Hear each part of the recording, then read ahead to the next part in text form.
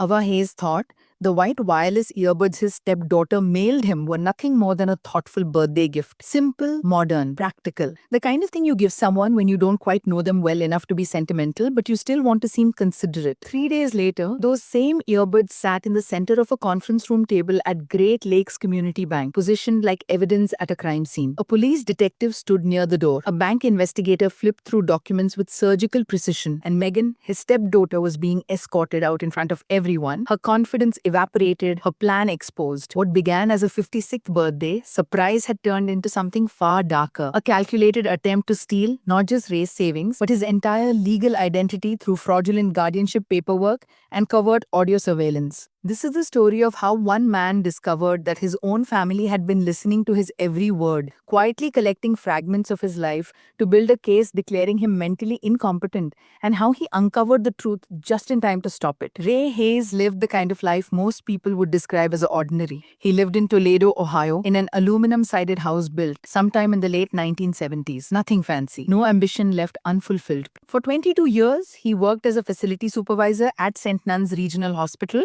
keeping boilers running, generators tested, doors closing the way they were supposed to.